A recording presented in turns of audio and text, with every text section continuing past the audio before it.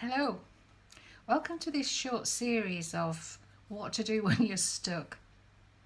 I'd like to read a little bit to you from Sydney Banks, The Missing Link. Sydney Banks was the founder of the Three Principles, and he says, "Thought on its own is a completely neutral gift. Thought is not reality, yet it is through thought that our realities are created." And it's the next piece that Sid says that's really crucial when it comes to human behaviours. It is what we as humans put into our thoughts that dictates what we think of life. So it's what we put into our thoughts. It sounds easy. So I gather if you're watching this, you're either a parent or a carer, or you may be a teacher, and you have some concerns about some behaviour. And as Sydney Banks says, when thought comes in, when it flows through, it's very neutral, it's unconditional. And it's how we begin to manage this thinking and usually have associated feelings with that. So if we have a build-up of slightly frustrated thinking, we could usually feel that somewhere in our body. And consequently, our actions begin to illustrate that frustration a little bit. And if that builds up a little bit more, so we are cross and angry, then as a child or a teenager, we may have actions that really illustrate how cross and angry we are. Or perhaps to the other extreme, a young child or a teenager may be extremely quiet and may not want to talk about anything at all. So I'm Annie Poole, and I'm a mum and a grandma, and I've also been a primary head teacher. So I've had well over 40 years worth of experience of behaviour in different shapes and forms. Let me illustrate something that happened to me once when I was a head teacher. And a very young child was upset in school, and they were falling out with friends. And it didn't matter whatever we did in school to support that child, by giving them a mentor, by giving them special jobs to do, by checking in on them at playtimes and things. It didn't matter what we did in school, that child still displayed some anxieties. Now, it's really important for a school teacher and a parent to have a really good relationship. And we know that any relationship is built on trust, on sharing together. So if you can visit your child's class teacher or head teacher, and if you're unsure of the school behaviour policy, it's usually on the school website. So that's what I did. We invited the parent in, and the parent was incredibly anxious, and that anxiety was passing down to the child. And there were things happening at home that really mattered that we don't need to go into. But if there are any changes in a child's life, it doesn't matter how small they are, they really can impact a child if that child does an awful lot of thinking. Now, you know, as an adult, when we overthink something, we go into either overwhelm, and I see that as kind of like trying to hold beach balls down in water. It's okay when you're holding one or even two, but after 3 or 4, they just keep popping up. And so when we go into overwhelm, whether we're an adult or a youngster, all our mental resources shut down, and we haven't got clarity, and we our emotions seem to take over. So we see everything through the filter of our emotions. And it's really important to bear that in mind when we are coping with intense behaviours and actions of children and youth.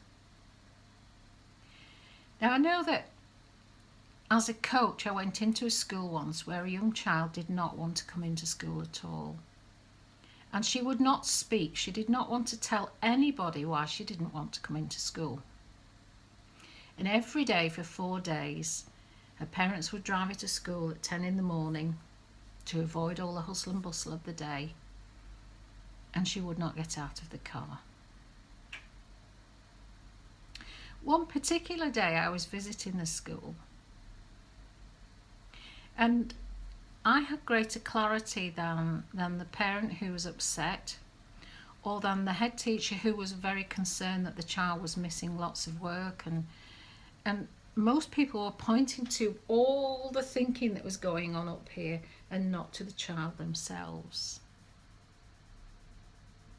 And all I did was introduce myself and ask her if it was okay if I sat with her for a while. And we sat together in silence peacefully.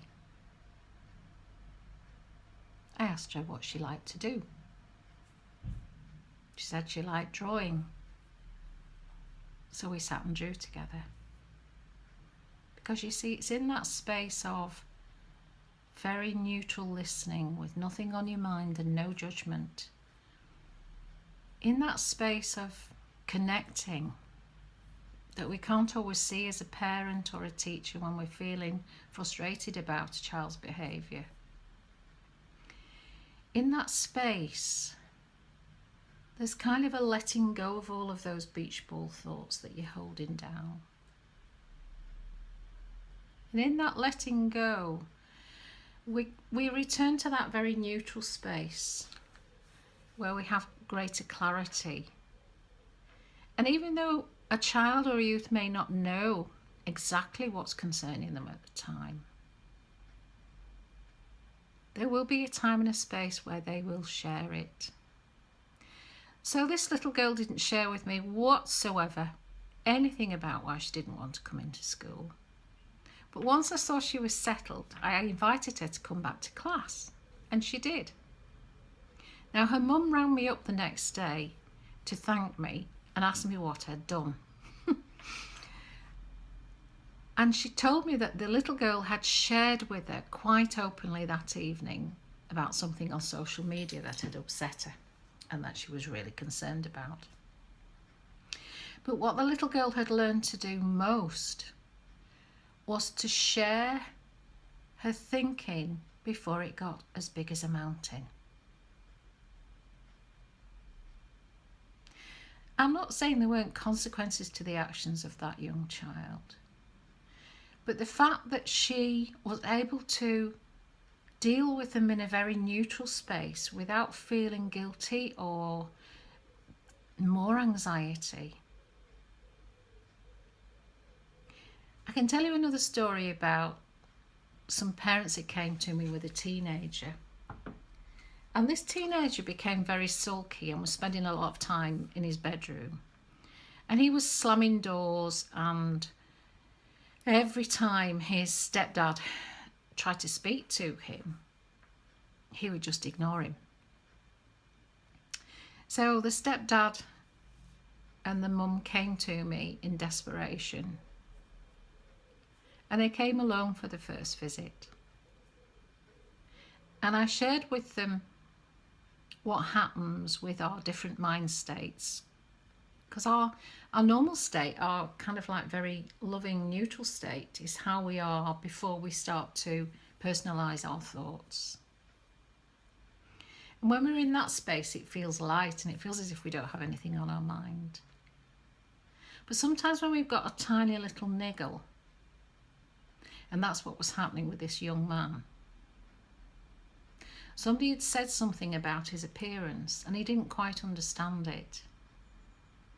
And he's piled his thoughts up one on top of the other, you know, like a brick wall. And he built this brick wall up in front of himself.